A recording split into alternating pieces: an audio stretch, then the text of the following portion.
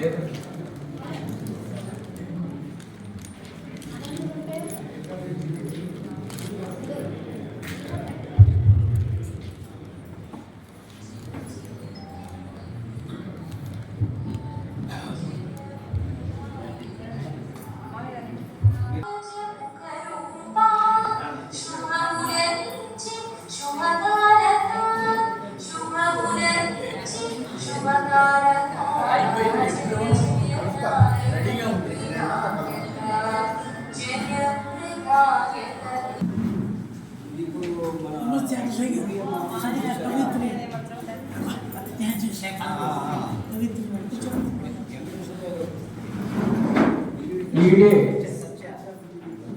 వెంకట భరతకుమారి నాలో ఏదైనా సుగుణం చేసింది భరతకుమారి. ఆరని దీపాన్ని, నా భావరూపాన్ని, ఈ కవిత పారిజాతాన్ని నా అనుభూతితో పద్యాలతో అర్పిస్తున్నాను అని ఆమె సభాముఖంగా వినయంగా అందరికీ తెలియజేసింది. మంచి కార్యం తలపెట్టే వారికి సింహబలం దృఢచిత్తం సిద్ధిస్తాయంట. ఆమెకి ఒక సింహబలం, ఒక దృఢచిత్తం చంద్రప్రతాప్ గారు కలిగించారు. ఆమె తక్కువ కాలంలో అందరినీ ఆశ్చర్యపరిచే విధంగా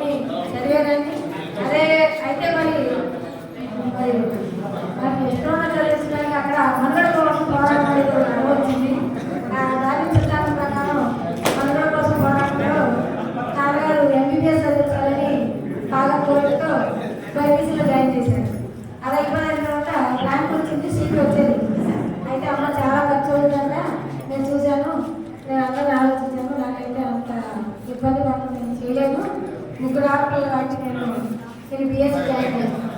నాకు అప్పుడు ఆ విషయం కూడా నాకు ఇష్టంగా లేదు. నేను బిఏ చదువుతాను, సివిల్స్కి వెళ్తాను అనేదాన్ని. లేదమ్మా నువ్వు బిఎస్సీకి వెళ్తే నీకు జాబ్ వస్తుంది, ఏదో జాబ్ చేసుకుని అని బిఎస్సీలో జాయిన్ చేశాను. ఆ తర్వాత ఆ తెలుగు మీద ప్రేమ మాత్రం తెచ్చుకోలేదు. ఆ తర్వాత చిన్న కవిత రాసిన స్పందించేదాన్ని. ఆ తర్వాత తమ్మపాడు హై స్కూల్లో జాయిన్ అయినాక నాకు ఆ కోరిక ఒక ప్రోగ్రామ్ నాకు హ్యాండిల్ చేశారు. దోమల గురించి ఆ కార్యక్రమంలో నేనే మాట్లాడాలి. నేను మామూలు మాటలు మాట్లాడితే ఎవరైతారు, దాన్ని ఏదైనా సాహిత్యంలో తీసుకెళ్ళాలి అని దాని ఒక చిన్న కవిత రాశాను. ఆ కవిత వెంటనే ఆ ఎండిఓ గారికి, అమ్మ నీకు అలవాటు ఉందా కవితలు రాయడం, ఇది చాలా బాగుంది, ఇది నాకు వాట్సాప్ చేయి కవిత అన్నారు. అంటే నాలో ఉందన్నమాట. దాన్ని నేనే వెనపడినా ఇక్కడ రాయట్లేదు. ఇక ఆ రోజు మొదలేదు. ఎప్పుడు కూడా ఏ ప్రోగ్రాం జరిగినా కూడా ఒక కవిత రాయడం తీసుకెళ్ళాను. ఆ కవిత ముందు మా ఇంట్లో మా వారికి చూపించేదాన్ని. ఆయన అప్పటికి వాట్సాప్ రాలేదు, నాకు సెల్ లేదు, చేతితో రాయించేదాన్ని. నా హ్యాండ్ రైటింగ్ రాలేదు, నా ఇంట్లో రాయించేదాన్ని. రాసిన తర్వాత ప్రతి కవితని ఆయన బాగుందంటే వెళ్ళి చదివేసిందాన్ని. ఆ ఆ కవిత చదివిన తర్వాత నిదానంగా కరోనా సమయంలో వ్యాపార రఘునందన్ గారు తిరుమల సాహిత్య కేంద్రాలను ఒక గ్రూపు పెట్టారు. దానిలో కంటేరి చంద్రబాబు ప్రతాప్ గారిని మాకు పరిచయం చేయడం జరిగింది. ఆ పరిచయంతో కరోనా అసలు ఎలా సమయం ఎలా గడిచిందో ఆ విశ్రాంతి సమయం మాకు తెలియదు. అసలు ప్రతిరోజు సాయంత్రానికి గ్రూప్లోకి వచ్చేసేవాడు. పద్యం లేకపోతే గ్రూప్ పద్యం రాయాలి. సార్ చంద స్నేహితులతో తొమ్మిది పద్యం రావాల్సింది. దానికోసం పగలంతా కష్టపడి సాయంత్రానికి పద్యం తయారు చేసి గ్రూప్లో ఫార్వర్డ్ చేసేవాడు. చేయకపోతే పేరు అడిగేవాడు. అడిగి వాళ్ళు ఎక్కడ మాట్లాడాలి కష్టపడి పద్యం రాసేవాడు. అలా అలవాటు చేసేసారు అనమాట. ఇక పద్యం రాకపోతే ఏ రోజు ఉండేది కాదు. ప్రతిరోజు పద్యాలు రాయించి తర్వాత మీరు సలహా చెప్పారు. కరోనా సమయం అయిపోయింది. ఈలోపు నేను మా పాఠశాల గ్రూప్లో అన్ని ఫార్వర్డ్ చేస్తుంటే ఇన్ని పద్యాలు పడినా నువ్వు ఎప్పుడు పుస్తకం రాస్తామని మొదలుపెట్టారు. నిజమే కదా, పుస్తకం నేనెందుకు రాయకూడదు అని ఆ తర్వాత సార్ ఏం చేశారు, అమ్మాయి అన్ని రాష్ట్రంలో బాగానే ఉన్నాయి కదా, ఒక పుస్తకం తయారు చేద్దాం కానీ ఒక అంశం తీసుకోరు, ఆ అంశం మీద రాయాలి. సరే సార్ తెలుగు మీద రాద్దాం అనుకుంటున్నాను. రాసి రాయగలిగాను. ఒక 50 పద్యాలు రాసిన తర్వాత అన్నీ ఇదే వార్తలు కానీ కొన్ని వేరే అంశాలు తీసుకొని రాసి ఇంకో మాట మొత్తం 100 పద్యాలు పెడదాం రాయాలి. సరే గురువు మీద విద్య మీద అలాగే కరోనా సమయంలో ఖాళీగా కరోనా మీద పద్యాలు రాసి ఆ పద్యాలు అట్లా ఒక 50 పద్యాలు అవి కలిపి పుస్తకం వేద్దాం సార్. నేను పూర్తిగా సహాయ సహకారాలు అందిస్తానమ్మా, నువ్వంతా రెడీ చేసుకుని నేనున్నాను కానీ ఆ పేరు పెట్టడం కానిచ్చి ఆ ప్రింటింగ్ ఇచ్చే వారికి కూడా అంతా పూర్తి సహాయ సహకారాలు ఇస్తారు. ఆ తర్వాత ఆ బుక్ వచ్చే వారికి కూడా సార్ నిలబడాలి. నేను ఇంటిలోనే ఎప్పుడు గురువు గారు ఉన్నారు కాబట్టి నాకు అన్ని అందిస్తారు అని నిజంగా ఉన్నాను. ఆ తర్వాత సార్ ఎంత కష్టపడ్డాను కాబట్టి ఆవిష్కరణ సభ నా గురువు ఎవరికి తెలియదు. అసలు అతను పుస్తకం రాజేమంటారు కానీ ఎవరు ఆవిష్కరణ సభ కట్టు ఏమి తెలియదు. మరి మనం ఈ ఆవిష్కరణ సభ వెళ్ళాలి సార్. పెద్ద పెద్దలు చేసుకుంటూ మనం చూసి అక్కడ మనం ఎందుకు పెట్టకూడదు. మీరున్నారు కాబట్టి మాకు గురువు గారు మా ఎమ్మెల్సీ గారు డైరెక్ట్గా వస్తారు. మీరు పెద్దలు చాలు మిగిలిన మన లోపల పెద్దలు ఉంటాను. అసలు నువ్వు రెడీ అంటే నేను తిరుగు అయితే 3 రోజులు అక్కడే ఉంటానమ్మా అన్నారు.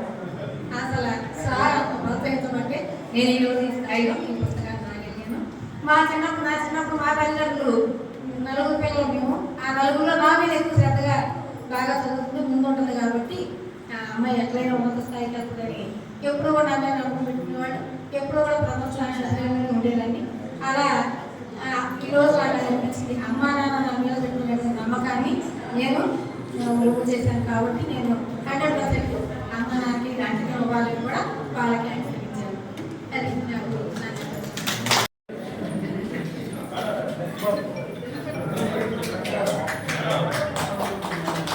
సవినయంగా సౌరవంగా సన్మానం చేస్తూ ఉన్నాం. మా ఆతిథ్యాన్ని గౌరవంగా స్వీకరించినందుకు రోజు వడలు పులకరించి, ఇక్కడేమో వా మొదటి వా, అక్కడేమో ఓ అంటే శరీరం. వడలు తినిన రోజు వడలు పులకరించు, వడలు లేని రోజు వడలిపోవు. వడలు లేని టిఫిన్ ఒట్టి చప్పిడి తిండి, విశ్వసూక్తి తరచి వినర చంద్ర. ఇది నా మక్కువ అన్నమాట. అల్లం పచ్చడి లేదని గిల్లకు మా తల్లి ఇంద్ర కృప కలిగి ఉంటే చల్లగా చేసుకురమ్మని మెల్లగానే చెప్పుచుంటే మేల్గొరగదే. వడలు తిన్న ఎడల వార్ధక్యమే రాదు. వడలు మనకి ఏది పిచ్చుంటే అదే కదా. వడలు తిన్న ఎడల వార్ధక్యమే రాదు. వడలు వదలగొట్టు బడలిగలదు. వడల కన్నా మిన్న బలమైన టిఫినేది విశ్వశుద్ధి తరచి వినర చంద్ర అని అలా నేను రాస్తే తర్వాత నేను ప్యారడీలో కూడా రాస్తాను. పిల్లల కథలు కూడా దాదాపు ఈజీ బిజినెస్ అనే అనేక పదాలు వస్తాయి. అట్లాగే ఈ యొక్క ఈ పుస్తకం కూడా భారతీయ సరళ పద్యాలు, మామూలు పద్యాలు, సరళ పద్యాలు అందరికీ ఆమోదయోగ్యంగా అర్థమయ్యేటట్టు ఉండాలి. వారికి కూడా మా అభిప్రాయం ఇటువంటి సరళ పద్యాలు రాసినందుకు అంటే దానిలో నేను చూడలేదు. మళ్ళీ ఒక విషయం ఏంటంటే, ఇంకో విషయం చెప్పదలుచున్నాను. శ్రీమతి ఈటే వెంకట కుమార్ గారికి నాకు నేను 5 సంవత్సరాలు పంపిస్తున్నాను. అప్పుడప్పుడు స్కూల్స్కి కొన్ని బహుమతులు ఇస్తున్నాం గ్రేట్ స్టూడెంట్స్కి. నేను ఈ 5 సంవత్సరాలు గమనించింది ఏంటంటే versatile sorry using English multi faceted personality. For example మేము 2018-19 ఒక దండోరా అనేది ఒక నాటిక ఈ గవర్నమెంట్ స్కూల్స్లో మొత్తం 5 స్కూల్స్కి ఒక దండోరా అని ఒక నాటిక వేయించాం. దాని వల్ల ఇతివృత్తం ఏంటంటే అవయవ దానం. అట్లాగే అన్ని స్కూల్స్తో పాటు భరత్ కుమార్ గారు కూడా కలిసి స్కూల్లో ఉన్నారు. అప్పుడు నేను వాళ్ళకి ఇచ్చాను స్క్రిప్ట్ ఇచ్చి, మేడం మీ స్కూల్ పిల్లలు చేయాలంటే 5 స్కూల్స్లో వేయించిన తర్వాత 5 స్కూల్స్ అయిన తర్వాత ఫస్ట్ ఇస్తామని చెప్పి చెప్పాను. ఆవిడ మేడం గారు చాలా జాగ్రత్త తీసుకుని వాళ్ళకు ఒక డైరెక్షన్ చేయించి ఎట్టకేళ్ళు వాళ్ళ స్కూల్కి ఫస్ట్ ప్రైజ్ వచ్చేట్టు చేసినారు. Imperialism the hire stage of capitalism. కాబట్టి సాహిత్యపరంగా వచ్చిన పుస్తకాలు, చరిత్రను మార్చిన పుస్తకాలు, చరిత్రను ముందుకు తీసుకెళ్లిన పుస్తకాలు, ఆ ప్రయోజనం అనేక పుస్తకాలు నెరవేర్చి ఆ పుస్తకాలు చదివారు. మన జాతీయోద్యమంలో కూడా ఈ పుస్తకాలు, చాలా పుస్తకాలు జాతీయోద్యమాన్ని ముందుకు తీసుకెళ్ళినటువంటి పుస్తకాలు. ఆ మాటకు వస్తే జవహర్లాల్ నెహ్రూ రాసిన డిస్కవరీ ఆఫ్ ఇండియా చాలా గొప్ప పుస్తకం. ఈ దేశంలో భిన్నత్వం ఎలా కాపాడపడాలి జవహర్లాల్ నెహ్రూ ఆ పుస్తకంలో చెప్పారు. కాబట్టి సాహిత్యపరంగా వచ్చిన పుస్తకాలైనా, సాధారణంగా వచ్చిన పుస్తకాలైనా ఒక ప్రయోజనం ఉన్నప్పుడు అవి సమాజాన్ని ముందుకు తీసుకెళ్తాయి, ప్రజల ఆదరణ పొందు. దురదృష్టం ఏంటంటే చాలా మంది పుస్తకాలు చదవడం మానేసి పోనీ పుస్తకం కొని చదవకపోయినా ఫోన్లో చూస్తున్నా, లేకపోతే ట్యాబ్లో చూస్తున్నా, ట్యాబ్లో అయినా మేము పుస్తకాలు చదివేది. చాలా మంది పెద్దవాళ్ళు ఇప్పుడు ట్యాబ్లో చదివేస్తున్నారు పుస్తకాలు, కానీ అది చదవడం మానేశారు. టీచర్లు కూడా చదవట్లేదు. ఇక్కడ ఎక్కువ మంది టీచర్లు ఉన్నారు కానీ చెప్తుంది. నేను మన ఈ మధ్య కృష్ణా జిల్లాలో మీటింగ్లో పాల్గొన్నాను. 132 మంది టీచర్లు ఆ మీటింగ్ హాజరయ్యారు. లెక్కేసాను కాబట్టి చెప్తున్నాను.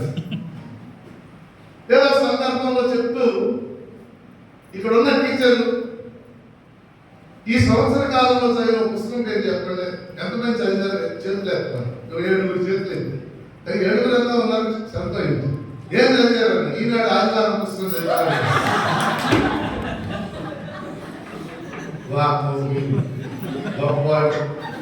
అని చెప్పి నేనేం చేసేది మరి అదేం అనలేదు కదా, టీచర్లు నా వాటర్ లాగా వాళ్ళకి నేనేం చేశానంటే ఓ 10 పుస్తకాల పేర్లు చెప్పాను. ఈ 10లో రాబోయే 6 నెలల్లో 2 చదివి నా ఫోన్ చేయండి. నేను చాలా ఏం జరుగుతుంది సార్ అన్న, నేను సంతోషిస్తాను. మీ ఎమ్మెల్సీ సంతోషిస్తే మీకు కూడా సంతోషిస్తుంది. కాబట్టి కవిత్వానికి, సాహిత్యానికి ఒక ప్రయోజనం ఉండాలి. కవిత్వం కూడా శ్రీ శ్రీ మహాప్రసాద్ ఎంతమంది ఆ పుస్తకం చేత ప్రభావితమయ్యారు. అదే కాదు, శ్రీనారాయణ రెడ్డి పిహెచ్డి థీసిస్ మీరు ఎవరైనా చదివారు లేదు, నేను చదివాను. శ్రీనారాయణ రెడ్డి గారి పిహెచ్డి థీసిస్ ఆధునిక ఆంధ్ర కవిత్వం 2 సార్లు చదివారు. ఎంత అద్భుతంగా ఆ తెలుగు సాహిత్యం మొత్తాన్ని కూడా, ఆధునిక తెలుగు సాహిత్యం మొత్తాన్ని కూడా ఆయన విశ్లేషణ చేసేవారు. అట్లా మనం చూసినప్పుడు కవిత్వం ద్వారా కూడా సమకాలీన సమాజంలో ఉన్న సమస్యలు చెప్పవచ్చు. భరత కుమారి ఈ పుస్తకంలో ఈ రోజు ఉన్నటువంటి 3-4 అంశాలు రాసి, ఎక్కువ తెలుగు భాష దానికి సంబంధించిన పద్యాలు రాసి, అలాగే గురువులు, టీచర్స్ గురించి కొన్ని పద్యాలు రాసి, అలాగే అమ్మ గురించి కొన్ని పద్యాలు రాసి, చివరి అంశం నేను చెప్పదలుచుకుని భరత్ కుమారి ఈ మరవడిని కొనసాగించి సమాజంలో జరుగుతున్నటువంటి పరిణామాలు, మన చుట్టూ జరుగుతున్న పరిణామాలు, పెద్ద పెద్ద అవసరం ఉన్నాయి. మన చుట్టూ అనేకమైన పరిణామాలు జరుగుతుంది. ఇవాళ సమాజంలో అనేక మంది ఆవేదన చెందుతున్నారు. మానవ సంబంధాలు తగ్గిపోతున్నాయి అంటున్నారు, కుటుంబ సంబంధాలు తగ్గిపోతున్నాయి అని చెప్తున్నారు, పిల్లల ప్రవర్తన బాగోట్లేదని చెప్తున్నారు, కరోనా తర్వాత పిల్లలంతా చెడిపోయారు అంటున్నారు. ప్రతి దానికి అంగీకరించి టీచర్లు ఎక్కువ మంది ఆందోళన చెందుతుంది ఏంటంటే మా గవర్నమెంట్ స్కూల్లో టీచర్లు పిల్లలు మాట వినలేదు. పిల్లలంతా ఈ కరోనా తర్వాత ఫోన్లకి వాటికి అలవాటు పడి వాళ్ళ బిహేవియర్లో చాలా మార్పులు వచ్చేసి అంటే మనం నిజంగా ఆందోళన చెందుతున్నారు వాళ్ళంతా. ఇలాంటి అనేక అంశాలు తల్లిదండ్రులు పట్టించుకోవట్లేదు, ఆ పిల్లలను ఆందోళన చెందుతున్నారు. ఇట్లాంటి అనేక అంశాలు మన కళ్ళ ముందు మనకు కనపడతాం. కళ్ళ ముందు కనపడే వాస్తవం ఒకటి ఉంటుంది, దాని వెనకాల ఉండేటటువంటి విశ్లేషణ మరి ఉంటుంది. ఈరోజు పిల్లలందరూ చెడిపోయారండి. కరెక్ట్, వందలాది మంది పిల్లలు, పేద పిల్లలు బాగా చదువుకుని ముందుకెళ్తున్నారు. వాళ్ళు గుర్తించట్లేదు, వాళ్ళు గుర్తించట్లేదు. ఎవరో పిల్లలు ఏదో చేశారని చెప్పేసి. కాబట్టి ఇవన్నీ కూడా కవిత్వానికి వస్తువులే నా దృష్టి. అన్నిటి మీద కూడా రాయొచ్చు. మన చుట్టూ జరుగుతున్న సమాజంలో మార్పుల మీద రాయొచ్చు. ఎన్నో మార్పులు జరుగుతుంది. కుటుంబ సంబంధాల్లో మార్పులు వచ్చింది. ఇప్పుడు పిల్లవాడు దెబ్బ కూడా వేయకూడదు అన్నారు టీచర్. ఏమిటి దానికి కారణం? ఒకప్పుడు కుటుంబంలో 5-6 పిల్లలు పుట్టేవాడు, ప్రేమ డిస్ట్రిబ్యూట్ అయ్యి ఉండేది. ఇప్పుడు కుటుంబంలో ఒకడే పుడుతున్నాడు, మ్యాక్సిమం ఇద్దరు. ఆ ఒకడినే ఉంటుంది తల్లిదండ్రులకు ఫోకస్. ఆయన వీళ్ళ దెబ్బేసినా సరే ఆయన ఒప్పుకోరు. అంతే కుటుంబ సంబంధాల్లో మార్పు వచ్చింది. ఉపాధ్యాయ విద్యార్థి సంబంధాల్లో మార్పు వచ్చింది. మార్పు రాలేదా? వచ్చింది కదా. సోషల్ మీడియా ప్రభావంలో మార్పులు వచ్చింది. సోషల్ మీడియా మన అరచేతిలో ఉంది. బోర్డు మార్పులు వచ్చేసి. కాబట్టి ఒక అంశానికి దాని చుట్టూ అనేక విషయాలు ఉన్నాయి. ఇప్పుడు సమాజంలో జరుగుతున్నటువంటి విషయాలకి దాని చుట్టూ అనేక విషయాలు ఆలోచించు. ఇవన్నీ కూడా మనం చర్చించాలి, మనం మాట్లాడాలి, ఒకటిగా మాట్లాడాలి. ఏ దాచుకునే విషయాలేమి కాదు. ప్రభుత్వం ఒకటే పరిష్కరించే విషయాలు కూడా కాదు నేను మాట్లాడేవన్నీ. కాబట్టి మన విద్యారంగంలో వస్తున్న మార్పులు, సాంస్కృతిక రంగంలో వస్తున్న మార్పులు, సోషల్ మీడియా ద్వారా వస్తున్న మార్పులు, సినిమాల ద్వారా వస్తున్న మార్పులు, ఇవన్నీ కూడా చాలా పెద్ద పరిణామాలుగా సమాజంలో ఉన్నాయి. ఇప్పుడు భరత్ కుమార్ గారు ఈ ప్రక్రియ ఈరోజు కొన్ని పద్యాలు రాశారు, 108 పద్యాలు. భవిష్యత్తులో మన చుట్టూ సమాజంలో జరుగుతున్నటువంటి పరిణామాలను ఎవడ అధ్యయనం చేస్తూ విశ్లేషిస్తూ అవి సమాజానికి కూడా ఉపయోగపడే విధంగా మరిన్ని కవితలు, ఆవిడ కవిత్వం కొనసాగించాలని చెప్పేసి కోరుకుంటూ వారికి మరోసారి నేను హృదయపూర్వకంగా అభినందనలు తెలియజేస్తూ సెలవు. 300 కాపీలు ఉన్నాయి, 300 విప్పులు, 300 చక్కెరలు. 40 ఏళ్ళు నడిస్తే 20 ఏళ్ళు కొన్నాం. అప్పుడప్పుడు ఆ పాత కాపీలన్నీ తీసి ఆ కథలు తెలిసిన ఒక దానిలో నవ్వులు ఉండేది, ఒక దానిలో కథలు. ఆ విప్లవ చంద్ర దాంతో సారు అనుమతి పెట్టుకున్నారు. వాల్గా గారు అని చెప్పేసి ఒక ఆవిడ పేరు ఉంటారు రైతు. ఆవిడ కూడా మొన్న మేము గుంటూరులో అవార్డు ఇచ్చాం. ఆవిడ కూడా విప్లవ చరిత్రతో ఆవిడ చాలా చేసింది, విప్లవ చరిత్రతో అనుబంధం కలిగి ఉంది. సో వారిని కలవడం సంతోషం సార్. ఆవిడకి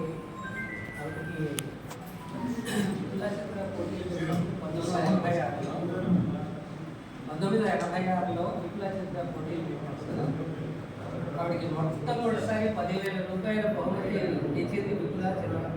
అది స్వేచ్ఛ అనే అవార్డు. అప్పుడు అది that is the biggest award 1986. ఆవిడ వాల్గా గారు స్వేచ్ఛ అనే నావల్ రాసింది. చాలా రాసింది ఆవిడ. దాంతో స్వేచ్ఛ. ఆ నవల ఎంత సంచలనం సృష్టించిందో చెప్పలేదు. గ్రూప్ 1 తెలుగు సాహిత్యం సిలబస్ లో కూడా దాన్ని ఒక పుస్తకంగా పెట్టారు. స్వేచ్ఛ చాలా పుస్తకాలు రాసింది, మీలో కొంచెం చదువుంటారు. అలాగే ఈరోజు మండల విద్యాశాఖ అధికారి గారు శ్యామసుందర్ గారు కుమారి ఇంత చక్కటి పద్యాలతో ఈ పుస్తకాన్ని ప్రచురించినందుకు మనందరం ఆవిడకి హృదయపూర్వకంగా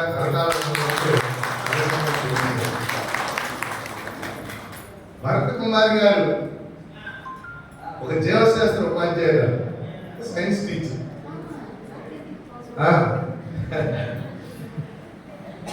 నేను ఫస్ట్ ఆవిడ తెలుగు టీచర్ అనుకున్నాను, ఎందుకంటే 15-16 ఏళ్ళుగా ఆవిడ పరిచయం.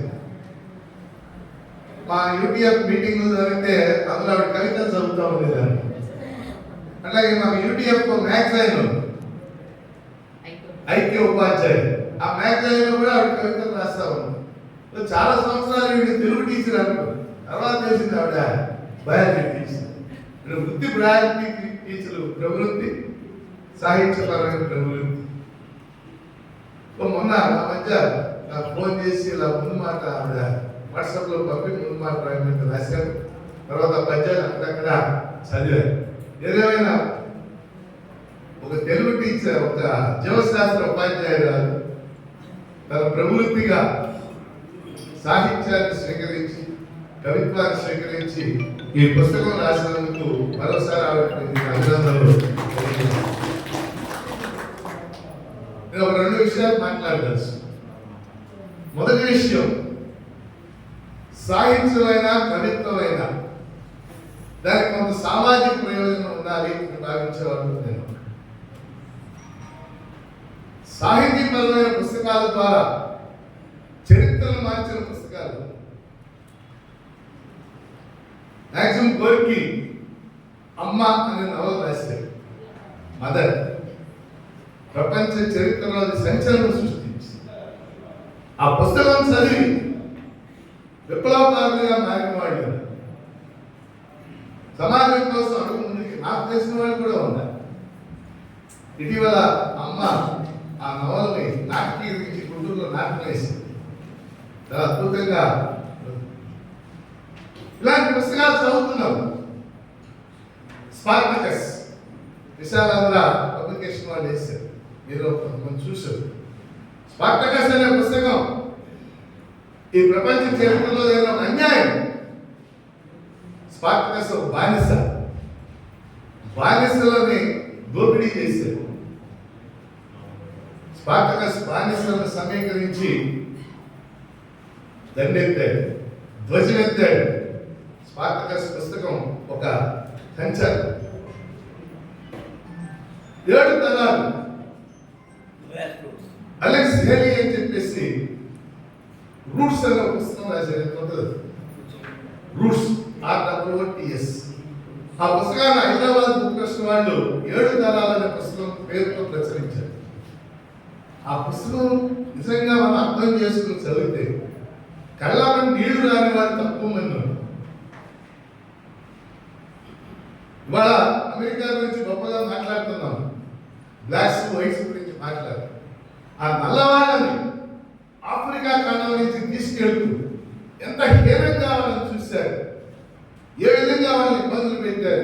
ఇబ్బందులు అనేది చాలా చిన్న మాట, ఏ విధంగా దోపిడీ చేశారు. ఇలాంటి పుస్తకాలు చాలా ఉన్నాయి, తెలుగులో ఉన్నాయి, ఇతర రాష్ట్రాల్లో ఉన్నాయి. చరిత్ర మార్చిన పుస్తకాలు ఉన్నాయి. కార్ల్ మార్క్స్ 1845లో కమ్యూనిస్ట్ మేనిఫెస్టో అనే పుస్తకం రాశారు. ఎన్ని పేజీల పుస్తకం అది? ఎన్ని పేజీల పుస్తకం? 24. కేవలం 30 పేజీల పుస్తకం. దానికి అసలు పుస్తకంలో పేజీల కంటే ముందు మాటలు ఎక్కువ ఉండేది. బైబిల్ తర్వాత ప్రపంచంలో ఎక్కువ సార్లు ప్రచురించబడినటువంటి పుస్తకం, ప్రపంచ చరిత్ర గమనాన్ని మార్చిన పుస్తకం. ఇలాంటి పుస్తకాలు చాలా. అల్పుడెప్పుడు పలుకు పద్యం మనందరికీ వచ్చు కదా. అల్పుడెప్పుడు పలుకు ఆడంబరముగా అనకూడదట, అల్పుడెప్పుడు పలుకు నాడంబరం. అక్కడ అల్పుడెప్పుడు పలుకు నాడంబరముగా అక్కడ ఆ పదం, ఆ భాగం మధ్యలో అచ్చు వేయకూడదు అనేటువంటి మనకు సూత్రం. నేను ఈ సూత్రాలన్నింటినీ తీసుకురాశాను. కాలంతో పాటు మనం మారాలి కదా. ఇప్పుడు మీరు నాడంబరం అని చెప్పారనుకోండి, మీ పిల్లలన్నీ డిక్షనరీలో వెతుకుతారు. నాడంబరం అనే పదానికి అర్థం ఎక్కడ దొరుకుతుంది? నాడంబరం అనే పదానికి అర్థం అవుతుంది నా డంబరం కాదది, ఆడంబరం. అల్పుడెప్పుడు పలుకు ఆడంబరముగా అని చదువు హాయిగా, అట్లాగే రాయి పోయేటప్పుడు. అందుకని నేను కానీ మా శిష్యులు కానీ రాసే పుస్తకాలన్నింటిలోనూ ఇలాంటి శశ విషయాలు లేవు.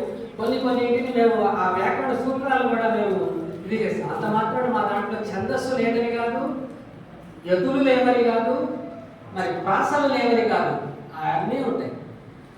కానీ భాష మాత్రమే టోండం. మనకు ఒకప్పుడు ఇందాకనే చెప్పిన గ్రాంధిక భాష అని ఉండేది. ఆ గ్రాంధిక భాష నుంచి మనకి తెలంగాణ లాంటి వాళ్ళు, గురజాడ గారు లాంటి వాళ్ళు, గిడుగు లాంటి వాళ్ళు, వీళ్ళందరూ మన భాషని టోన్ డౌన్ చేసుకుని వచ్చి ఇవాళ మీరు ఈనాడు లాంటిదో లేకపోతే మరొక పేపర్లోనో చదువుతుంటే సాధారణమైనటువంటి భాషలోకి తీసుకొచ్చాం మనం. వచనాన్ని అలా టోన్ డౌన్ చేసి తీసుకొచ్చినప్పుడు పద్యాన్ని ఎందుకు తీసుకురాకూడదు? పద్యం అక్కడే ఉండాలి, ఎవరికి అర్థం కాకుండా బూజు పట్టుకుంటూ ధూళి కొట్టుకుంటూ అక్కడే ఉండాలి. మాకు అర్థం కాదండి పద్యమా, మాకు అర్థం కాదు, మీకు నమస్కారం. అర్థం అవుతుంది, మీ దగ్గర అర్థం చేసుకునే విధానం ఉంటే మీకు అర్థం అవుతుంది, మా దగ్గర రాసే విధానం ఉంటే మీకు అర్థం అవుతుంది. అందుకని ఈ పద్యం ఎంత సులభంగా ఉందో చెప్తాను. ఏదో పద్యం తీసేది చెప్పాలని కూడా నేనే అనుకోలేదు. తెలుగు భాష వెలిగే తెలుగు వాకిటిలోన, ఇందులో అర్థం కాని పదం ఏమన్నా ఉందా? తెలుగు భాష వెలిగే తెలుగు వాకిటిలోన మాతృభాష మనము మరువరాదు. మాతృభాష మనం మరవద్దు, మన వాకిట్లోనే తెలుగు భాష వెలుగుతోంది. తెలుగు వెలుగు నిండు తెలుగు దేశమునందు, తెలుగుదేశం పార్టీ కాదు, తెలుగు వెలుగు నిండు తెలుగు దేశమునందు, తెలుగు వాళ్ళ దేశంలో తెలుగు వెలుగు నిండింది. భరత సూక్తి వినరా భావి పౌరా, భరత సూక్తి వినరా అంటే ఆవిడ పేరుతోనే ఆ పదాన్ని, ఆ మకుటాన్ని ఖాయం చేసామన్నమాట. అలాగే చెప్పలేదు. అంటే ఇలా చెప్పడం ద్వారా మనకి పద్యాలు అనేటువంటివి చాలా సరళంగా అర్థం అవుతాయి. ఇందాక నేను చెప్పినట్టుగా మనకి చాలా మంది చాలా రకాల వచన కవితలు, చాలా మంది మహానుభావులు. మేడం గారికి నాకు మధ్య పోటీ వచన కవితలు రాయడం. రాస్తూ ఉంటే సమకాలీన విషయాలను రాస్తున్నప్పుడు మా ఇద్దరి మధ్య మేడం మాస్టర్ ఇది బాగుంటుందా, ఇలా రాస్తే అంటే ఈ లైన్ ఇలా రాస్తే బాగుంటుందేమో, ఇలా రాస్తే బాగుంటుందేమో మేము చర్చించుకొని బాగా రాసేవాడు. ఆ టైంలో మేడం గారికి ఇలా రాస్తున్నారు, సమకాలీన విషయాల మీద ఉన్నట్టు రాస్తున్నారే, కవిత్వం అంటే ఏదో ఉండాలి కదా, అంటే పోలిక ఉండాలి అని అనుకునేవాడు. కానీ ఈ శతకం చూసిన తర్వాత చాలా బాగా అందరికీ అర్థమయ్యేది, చక్కగా రాశారు. నాకు తెలిసి మేడం గారు ఆర్థిక సహాయం చేయబట్టి నేను కూడా ఇస్తాను. ఈ శతకాన్ని అన్ని స్కూళ్ళల్లో ఇవ్వడానికి నేను ఆర్థిక సహాయం ఇస్తాను. మీకు ఎంతైతే అంత చెప్పండి మేడం గారు, నేను అమౌంట్ ఇస్తాను. నేను అన్ని స్కూళ్ళల్లో కూడా ఉదాహరణకి గురువు గురించి ఒక పద్యం రాస్తానండి. అంటే నేను 4-5 పద్యాలే చదివిస్తాను. గురువు స్థానమనియ గుండెలో పరిలము మరువతనముగాని మధురవాణి తరువులాంటి గురువు తరగని నిధి కదా భరత సూక్తి వినర భావి పౌరా. ఇక్కడ ఒక 3వ పాదం చూడండి.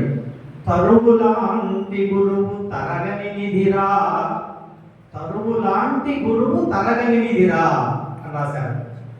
చెట్టు మనకి ఎంతైతే చల్లటి గాలి నుంచి పండ్ల నుంచి ఎక్కడ ఉంటుందో అన్ని గురువుతో పోల్చడం చాలా బాగా నచ్చినటువంటి పద్యం. 2వ పద్యం చెప్తానండి. గురువు వలన నేర్పు గుప్పెడంతటి విద్య మధుర ఫలమునిచ్చు మనకు తనచు బ్రతుకు తెరువునిచ్చు రవంట గురువు భరత సూక్తి వినరా భావి పౌరా. ఈయన్ని మనం చిన్నప్పుడు పద్యం వేమన శతకంలో పద్యాలు వినే ఉంటామండి. గంగపారునిప్పుడు కదలని గతితోడ మురిగివాగు పారు బ్రోతతోడ పెద్ద పిన్నతనము పేర్మీలాగురా విసులావిరామ వినురవేమ. నేను పిల్లల మీద సరదా ప్రయోగాలు చేస్తూ ఉంటానండి. పిల్లలకు వేమన పద్యాలు 3 లైన్లేరా, శతకం అంటే 4 చదివే పని లేదు, విశ్వదాభిరామ వినురవేమ అని చెప్పేసి అని రాస్తా ఉంటే పిల్లలు కూడా చాలా చక్కగా అర్థం చేసుకుంటున్నారు. మంచిగా పిల్లలు అప్పచెప్పడం అనేది నేను చూశాను. ఎందుకంటున్నానంటే అండి, చిన్న పిల్లల్లో ఆ పద్యాలు ఆ వయసులో కనుక ఒకసారి వాళ్ళ మనసులో పెడితే అవి పెద్ద అయిన తర్వాత కూడా వాళ్ళ జీవితంలో ఉపయోగపడుతున్నాయి. నేను బాగా అనుభవంతో చెప్తున్నాను ఆ విషయం. అయితే నేను పద్యాల పుస్తకం అని ఒక పుస్తకం పెడతాను నేను పిల్లలకి, ఒక చిన్న నోట్స్ పెట్టిస్తా. దాంట్లో రోజు ఒక వేమన శతకం పద్యం కానీ లేదా సుమతి శతకం పద్యం కానీ నేర్పిస్తూ ఉంటాను నేను నా దగ్గర చదువుకున్నటువంటి పిల్లలకి. నాకు చాలా హ్యాపీ అనిపించింది పిల్లలు అలా నేర్పించడం కూడా. వాళ్ళు ఆలవోకగా పద్యాలు చెప్తున్నారు, మనకంటే చాలా బాగా చెప్తున్నారు. మనం పిల్లలు చెడిపోతున్నారు మీడియా వల్ల, అదొక కోణం, నేను కాదని నేను అన్నాను. కానీ ఇలా పద్యాలు ఈ పద్యం కూడా ఆ కోవకు చెందిందే. ఇలా పద్యాన్ని నేను మండలంలో ఎన్ని స్కూల్స్ తల్లి స్కూల్కి ఇస్తాను నేను. తర్వాత అమ్మ గురించి రాస్తానండి మేడం గారు ఒకసారి. అమ్మయన్న పదము ఆత్మీయ భావం. గౌరవనీయులైన జిల్లా పరిషత్ గాడ్స్ హై స్కూల్ హెచ్ఎం గారు వేదికను అలంకరించవలసిందిగా కోరుతున్నాను.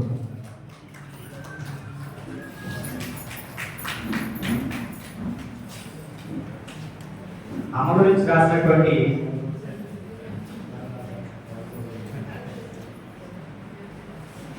అమ్మయన్న పదము ఆత్మీయ భావంబు. అమ్మ అవనియందు ఆదిశక్తి, విలువ కట్టలేని వెలదియే అమరా. భరత సూక్తి వినర భావి పౌరా. అమ్మయన్న పదము ఆత్మీయ భావంబు. అమ్మ అవనియ మన భారతీయ సరళ పద్యాల పుస్తకావిష్కరణ ఈడ వసంతకుమార్ గారికి ముఖ్యంగా మా విద్యాశాఖ తరఫున ధన్యవాదాలు తెలియజేస్తున్నాను. అలాగే ఈరోజు ఉన్నటువంటి స్ట్రెస్ మన జీవితం అంతా కూడా మెకానిజం మారిపోయింది. పొద్దున్నే రావడం, స్కూల్కి వెళ్ళిపోవడం, పిల్లలు చూసుకోవడం, భర్త వెళ్ళిపోవడం, భార్య వెళ్ళిపోవడం, టీచర్ వెళ్ళిపోవడం. మన సమాజం అంతా కూడా మెకానిజం.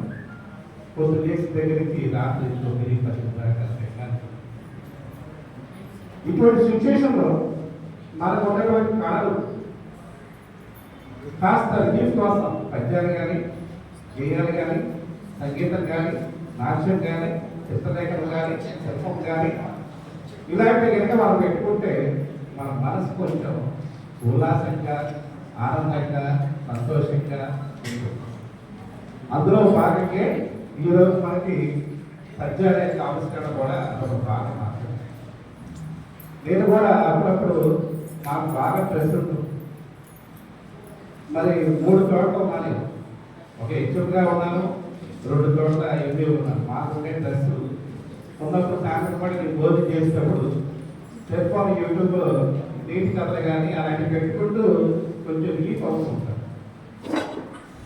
ఏదైనా సరే ఈరోజు ఉన్నటువంటి సమాజంలో మనం ఉన్నటువంటి స్ట్రెస్, టెన్షన్, ఆలోచనలు, బాధలు ఇవన్నీ మనకి పొద్దు నుంచి మనకి రాత్రి 9 దాకా మనకు అనిపిస్తుంది ప్రతి వ్యక్తిలో కూడా. అంటే ఆర్థికపరమైన కానీ, రాజకీయపరమైన కానీ, శారీరకపరమైన కానీ, సమాజపరమైన ఏదో ఒక స్ట్రెస్ ఉంటుంది ప్రతి మనుషులు కూడా, ప్రతి వ్యక్తిలో కూడా ఆ స్ట్రెస్ ఉంటుంది. ఆ స్ట్రెస్కి మనకి ఉత్సాహాన్ని, ఉల్లాసాన్ని, సంతోషాన్ని, ఆనందాన్ని ఇచ్చేది ఇటువంటి కళలు. ఆ కళల్లో కూడా ఇంకొక రకమైనది. కాబట్టి ఇటువంటి మన తెలుగులో కూడా మన మేడం మా విద్యాశాఖ తరఫున చాలా సంతోషంగా ఉందండి. అలాగే ఈ కార్యక్రమానికి నన్ను తెలవడం, మన యూట్యూబ్ సభ్యులకి, ఉపాధ్యాయులకి, ప్రధానోపాధ్యాయులకి అందరికీ కూడా పేరు పేరున ధన్యవాదాలు చేస్తూ ఉన్నానండి. కాలంలో మరి పద్యాలు అనేవి ఎప్పుడూ మరుగున పడిపోయాం. మరి అదేవిధంగా మన చిన్నతనంలో పెద్దబాల శిక్ష చక్కగా చదువుకునేవాళ్ళం. దాంట్లో అనేకమైనటువంటి అంశాలు చదువుకోవడం ద్వారా అనేక అంశాలు మనం తెలుసుకోగలిగాం. మరి ఈ రోజు అటువంటి అన్ని కూడా లేకుండా తెలుగు భాష అనేది కూడా రాబోయే రోజుల్లో కనపడకుండా పోయే పరిస్థితికి మరి తీసుకొస్తున్నారు. మరి దీన్ని మనం కూడా గమనించి ఈ భాష యొక్క ఔన్నత్యాన్ని, ఈ భాష మరి పెంపుదలకి మనందరం కూడా కృషి చేయవలసినటువంటి అవసరం ఉంది. మరి అదేవిధంగా మరి ఈ పద్యాలు, పుస్తకాల గురించి నాకు అంతగా పెద్దగా పరిచయం లేదు. అయినప్పటికీ కూడా మరి ఇన్ని పద్యాలు రాసినటువంటి మా ఈ భరతకుమార్ గారికి ప్రత్యేక ధన్యవాదాలు తెలియజేస్తున్నాను. అదేవిధంగా మా పాఠశాలలో ఏదైనా కార్యక్రమం జరిగినప్పుడు కూడా తను చక్కగా ఆడవాళ్ళ పద్యాలు అవి రాసుకొచ్చి ఆ కార్యక్రమానికి సంబంధించినటువంటి పద్యాలు రాసుకొచ్చి చక్కగా వినిపిస్తుండేవారు. మరి ఏదైనా భరతకుమార్ గారు ఈ ప్రయత్నం అనేది చాలా హర్షించదగ్గ విషయం. మరి వారిలో ఉన్నటువంటి ఈ కవితా ధోరణి కానివ్వండి, ఈ పద్యాలు రాసేటువంటి అలవాటు కానీ మరి సమాజానికి ఉపయోగపడే విధంగా, విద్యార్థులకి సమాజానికి ఉపయోగపడే విధంగా మరి మరిన్ని కవితలని ఈ పద్యాలు రాసి ఈ సమాజ శ్రేయస్సు కోసం మరి కృషి చేయాలని ఆకాంక్షిస్తూ నాకు ఈ అవకాశం ఇచ్చినట్టు అందరికీ కూడా ధన్యవాదాలు తెలియజేస్తాను. కూడా కాదు, ముందుగా ఒక అవకాశం ఇచ్చినట్టయితే బాగుండేదేమో. అయినా సరే కవిత్రి పరిచయం గురించి అందరం మీరు మిస్ అయిపోయారు. కవిత్రి గురించి మీకు తెలిసే ఉంటుంది. ఆమె గర్ల్స్ స్కూల్లో నాకు చెప్పినట్టు సైన్స్ టీచర్గా పనిచేస్తున్నాను. నాకు టీచర్ గారు కేవలం ఆత్మచరిత్ర ముఖ పరిచయం మాత్రమే ఉండేది. టీచర్ గారు కవితలు రాస్తారు అనేది మాకు ఒక రచయిత సంఘం అనేది ఒక తిరుగు రచయిత సంఘం ఉంది. అందులో మన రఘునందన్ మాస్టర్ గారు ఎక్కడ మాస్టర్ ఆయన మనకి అధ్యక్షుడు ఇక్కడ ఉంటున్నారు. ఇప్పుడు ప్రస్తుతం శంకరాచార్య చేస్తున్నారు. ఒక సమావేశంలో వారిని చూడటం జరిగింది. ఒక టీచర్ గారు కూడా రాస్తారన్నమాట అనుకున్నాం. అయితే ఆ గ్రూప్లో మనకి తర్వాత కొంతకాలానికి మేడం గారు ఈ గ్రూప్లో పంచమో ఏదో పోస్ట్ చేసి స్పందన కోసం ఎదురు చూస్తున్నారు. ఎవరు దాన్ని పట్టించుకోలేదు. కానీ నేను ఉత్సాహం అని చెప్పేసి ప్రోత్సహించడం జరిగింది. ఆ తర్వాత ఆమెకు ఏమనిపించిందేమో మనకు ఫోన్ చేసి, మేడం గారు ఎవరు పట్టించుకోలేదు, మీరు ఈ మాత్రం సహకరించాలని చాలా ఆశ్చర్యంగా అయితే అప్పుడు నేను చాలా తెలుగు గురించి హిస్టరీ చెప్పాల్సి వస్తుంది. మేడం గారు మాకు గురువు గారు చంద్రప్రతాప్ గారు ఉండేవారమ్మ, మా ఇంటి దగ్గర ఉండేవారు. వారి గురువు గారు సమకాలికులు ఇక్కడ సువారి ప్రాంతంలో గారు ఒక గారు ఉండేవారు. కథల గురించి సాహిత్యం గురించి చాలా సవాల్ జరిగేవి. 80s దాదాపు 80s సాహిత్యానికి మంచి పోషణ జరిగింది.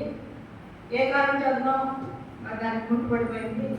ఆ టైంలో మాకు ఇక్కడ పసుపెట్టి వెంకయ్య గారు ఆదిమన్ ఆయన తిరువురు చరిత్ర గురించి కానీ, కృష్ణా జిల్లా చరిత్ర గురించి కానీ, రాష్ట్ర చరిత్ర గురించి అవలీలుగా చక్కటి విషయాలు చాలా చెప్పగలరు. ఇక్కడ ఎవరైనా తిరువురు గురించి ఎన్సైక్లోపీడియా ఉపయోగాలు చెప్పగలరు అంటే ఇప్పటికీ కూడా నేను మాయ గారు పలా నాయకుడు చెప్పండి, పలా రాజు చెప్పండి అని ఒక ఆయన గురించి నేను తీసుకుంటూ ఉంటాను. నా ఆరోగ్య పరిస్థితులు బాగాలేకపోవడం వలన నేను ఆయన ఎక్కువ ఇబ్బంది పెట్టలేదు. మొన్న మధ్యనే గంపలగూడెం రాజా గారి గురించి, కోటగిరి రాజా గారి గురించి విశ్లేషణతో మాయగారిని కూడా సంప్రదించడం జరిగింది. నాకు కొన్ని విషయాలు అందించారు. ఆ విధంగా నేను మరి ఎస్ఐ రాయడం జరిగింది. అట్లాగే పేట బాబాయ్ గారి గురించి, జీవితం గురించి కూడా రాయడం జరిగింది. ఆ దశలో మాట్లాడేటప్పుడు మా గురువు గారు ఆ గ్రూప్లో కూడా సభ్యులుగా ఉన్నారు, చంద్రప్రతాప్ గారు. ఆయన ఆ రోజుల్లో మేము అంటే మాకు ఎట్లా గురుగారంటే మేము ఆయన మధ్యలో బ్రేక్ అయిపోయిన రాష్ట్రం గారు చనిపోయిన తర్వాత గ్యాప్ వచ్చిన మాట వాస్తవం. అప్పుడప్పుడు జరిగేటటువంటి కవితా గోష్ఠుల్లో భర్తమారి రాసుకొచ్చేటటువంటి చిరు కవితలు, భారీ కవితలు అని వింటుండేవాడిని. సరే బ్యాక్ తల రత్తయ్యారు మామగారు.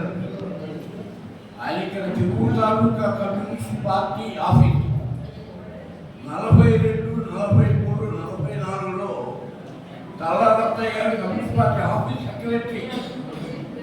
42, 44 వదిలేండి. ఆయన తర్వాత ఆర్టీసీలో వచ్చి కంట్రోలర్గా చేస్తే నేను అప్పటికే మహానాయకుడే ఆర్టీసీ ఆర్టీసీ ట్రేడింగ్ మూమెంట్లో నాకు గురువు వారి వాడు ఈ విధంగా ఒక సందర్భంలో జిల్లా పార్టీ సెక్రటరీగా ఉండగా ఈ ట్రాన్స్ఫర్ విషయం వచ్చింది. సుబ్రహ్మణ్య గారు జిల్లా పరిషత్ చైర్మన్ రత్తయ్య గారు ఫోన్ చేసి ఒరే అనేవాడు. ఆ అమ్మాయి ట్రాన్స్ఫర్ విషయంలో సత్యనారాయణ గారు చెప్పాలంటే పక్కన చెప్తే జరిగి చూచారాయణ కవిత్వం ఇది తెలుగు పుట్టినటువంటి కళలకి, సాహిత్యానికి తెలుగు మండలం తాలూకా పుట్టిల్లు. అది ఉంటాక సమయం రాలేదు. ధర్మరాజు వేణుగోపాల్ కృష్ణమూర్తి గారు చరిత్ర సృష్టించాడు. పురాణం కుమార్ రాఘవ శాస్త్రి గారు చరిత్ర సృష్టించారు. నల్లాం చక్రవర్తి వెంకటాచార్య గారు ఆటలో ఉన్న గొగ్గు సత్యం తీసిపోయాడా రాఘవండి కవితారావు కవితా ప్రసాద్ వారే ఆయన తాతగారు ఉత్తరంలో రావడం విశేషం కాదు కదా. ఆయన దగ్గర విద్యార్థిని నేను నా 8 ఏళ్ల వయసులోనే జడ్జాల పాపై శాస్త్రి ఆయన స్వప్నమైన నాటిక ద్వారా నాకు రంగస్థల ప్రవేశం చేశాడు శాస్త్రిరావు గారు. నా ఉద్యమం నా పార్టీ ఉద్యమంలో ఉన్న సాహిత్యం కళలను బట్టి వల్ల వేదిక దిగల ఉద్యమాల్లో పార్టీలు కూడా నాటకాలు ఉంటాయి. ఎంత సరదాగా రాశారు, సరళంగా రాశారు. ఇందాక నేను చెప్తూ ఆపితే ఏంటంటే పద్యం ఈ కాలానికి తగినట్లుగా రాయాలి, పద్యము ఈ కాలానికి తగినట్లుగా రాయాలి. అది పారిజాత భరణంలో ఒక పద్యం ఉంది. అదేంటి గురుగారు? కోపన అని మనకి పాట ఉంటుంది కదా, సత్యభామ అల్లన నేనియోయ భక్తుల దరికొన్న భీషణ అవకాశలకీల ఎనంగ లేచి హెచ్చిన కనులోయి తెంపుతన చెప్పుల కుంకుమ పత్ర భంగ సంజలిత నవీన కాంతి వెద జల్లెడు గద్దల చిన్న కంటి అని చెప్పి అంటాడు. చాలా బాగుంది పద్యం, అద్భుతమైన పద్యం. అందులో ఆయన రాసింది నన్ను తిమ్మనగా. మరి ఎంతమందికి అర్థం అవుతుంది? ఒకటి కూడా చెప్పండి. సో ఆయన చెప్పింది చాలా అద్భుతమైన పద్యం, దాంట్లో సందేహం లేదు. పారిజాత భరణం నంది తిమ్మనగా రాశారు. ఆయన చాలా గొప్ప కవి, మహానుభావుడు. అంత గొప్ప కవిత్వం రాశాడు కాబట్టి ఆయన్ని రాయల వారు మెచ్చుకున్నారు. మరి ఇప్పటి పరిస్థితి ఏంటి? మనకి మామూలుగా మా మనవరాలు ఎవరు అడుగుతుందో తెలుసా? గడప అని అడుగుతుంది. మనమే నేర్చుకునేవాళ్ళు ఇందులో చిన్నప్పుడు మన అమ్మని నాన్నని, అమ్మ దీన్ని ఏమంటారు, ఇది ఈ సీసాని ఏమంటారమ్మా, దీన్ని బాటిల్ అంటారా నాన్న? వేటుకి గారు చెప్పింది అదేనా? పంచదారకి బదులు షుగర్ వచ్చేసింది, మనకి ఒంట్లో కూడా షుగర్ వచ్చేసింది. నీళ్ళకి బదులు వాటర్ వచ్చేసింది, మన రక్తం బదులు నీళ్లు తయారైంది. గాలికి బదులు ఏం వచ్చింది అంటే ఈ పదాలన్నింటికి తెలుగు పదాలు ఉన్నాయి కదా.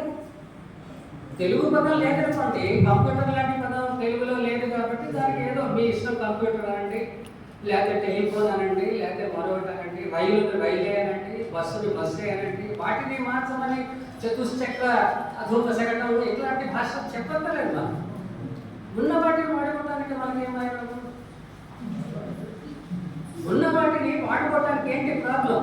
ఇప్పుడు సార్తో మాట్లాడేటప్పుడు నేను ఎంతో ఇంగ్లీష్ మాట్లాడానుకో, ఆయనకి నా మీద ఇంకా గౌరవం పెరుగుతుంది. మన దుస్థితి ఇదనమాట.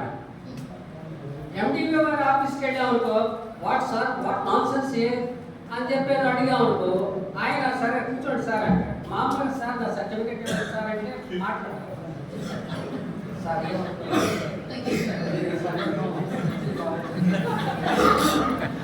అంటే మనం ఇంకా దాస్యంలోనే ఉన్నాం. 1000 మంది గాంధీలు పుట్టినా మనం ఇంకా భావదాస్యంలో ఉన్నాం, పరభాషా దాస్యంలో ఉన్నాం. అంత మాత్రాన ఆంగ్లం చెడ్డది కాదు. కన్యాశుల్కం రాసినటువంటి అప్పారావు గారు చెప్పారు, ఆ కన్యాశుల్కం నాటకంలోనే గిరీశం చేత అనిపిస్తాడు, మీ ఇద్దరు కాస్త ఇంగ్లీష్లో మాట్లాడుకుంటే బాగుంటుంది అని చెప్పి గిరీశము వెంకటేశ్వరు మాట్లాడుకుంటారు. వీళ్ళిద్దరు ఏదో గ్రామర్ సూత్రాలు మాట్లాడుకుంటుంటారు.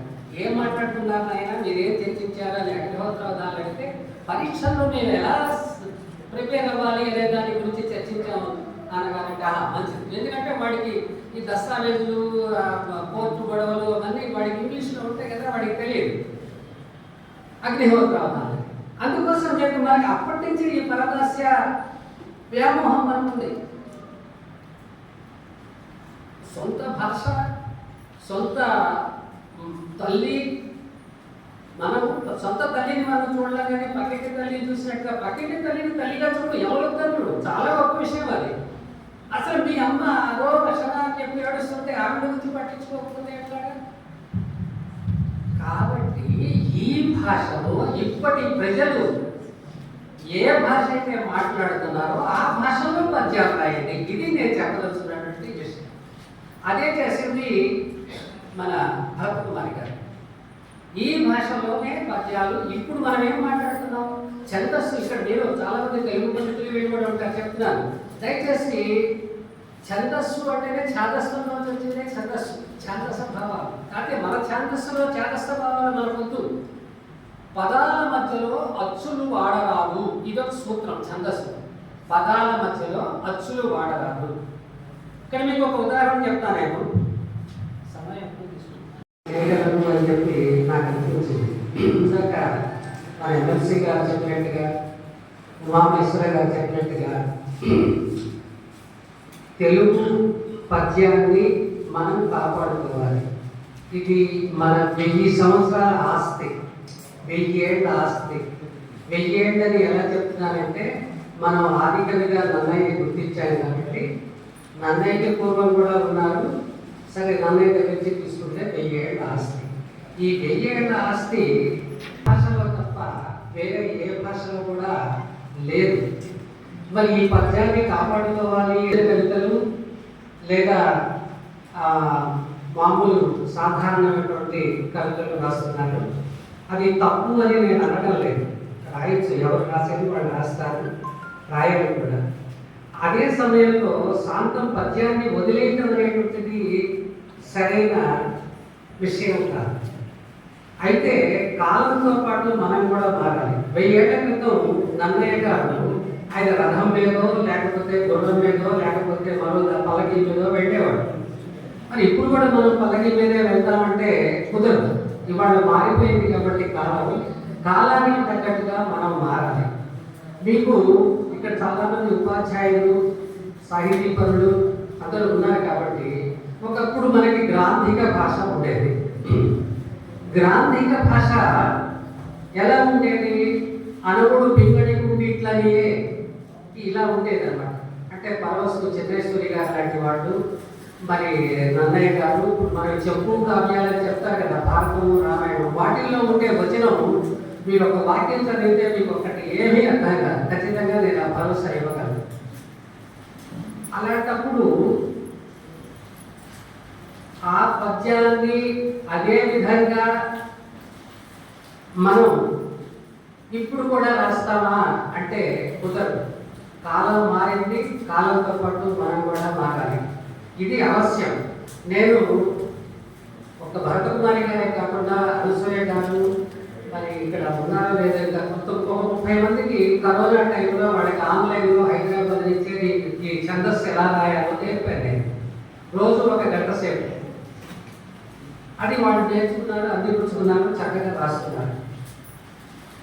కాలానికి తగినట్టుగా మారాలి అని చెప్పంటే మనము అప్పటి పద్ధతుల్లో రాస్తే, మన తెనాలి రామకృష్ణుడు చెప్పిన పద్యం, నరసింహకృష్ణరాయని కరమనదము కీర్తి వెలిస్తే కరిమిత్కిరి గిరిమిత్కిరి కరిమిత్కిరి గిరిమిత్కిరి అని రాశాడు. ఈ కరిమిత్కిరి గిరిమిత్కిరి అంటే జనం పట్టించడం పారిపోతారు. అందులో తమాషా ఉంది.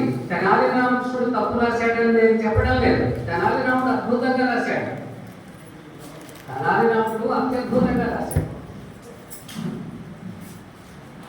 తెనాలి రాముడు అత్యద్భుతంగా రాశాడు. కానీ దాన్ని అర్థం చేసుకునే స్థాయి మనకి లేదు. దురదృష్టం ఏంటంటే మనకి లేదు. ఇవాళ తెలుగు మీడియం అని, ఇంగ్లీష్ మీడియం అని, ఆ మీడియం ఈ మీడియం అని చెప్పంటూ అసలు తెలుగు ఇంట్లోనే మాట్లాడద్దు అని చెప్పంటూ కొన్ని ప్రైవేట్ స్కూళ్ళల్లో జరుగుతున్నటువంటి విషయాలు మీకే నాకంటే బాగా తెలుసు. ఇంగ్లీష్ నేర్చుకోండి, తమిళం నేర్చుకోండి, మలయాళం నేర్చుకోండి, మీ ఇష్టం. పివి నరసింహారావు 16 భాషలు నేర్చుకున్నారు. మల్లాది రామకృష్ణ శాస్త్రి గారు అని చెప్పి మహానుభావుడు ఎక్కడున్నాడు, ఆయన 56 భాషలు నేర్చుకున్నాడు. ఒక విసరకర్రల వెలుగు వేసవి కాలంలో విసరకర్రలతో ఇట్లా విసురుకునేవాడు కదా. ఆరుద్ర గారు అడిగారంట ఆయన, గురువు గారు మీరు ఎన్ని భాషల్లో సంతకం పెడతారు అంటే, ఈ వైపు అంతా అయిపోయింది, మళ్ళీ రివర్స్ తిప్పి సరిపోయిందా? సరిపోలేదు, విసరకర్ర సరిపోలేదు.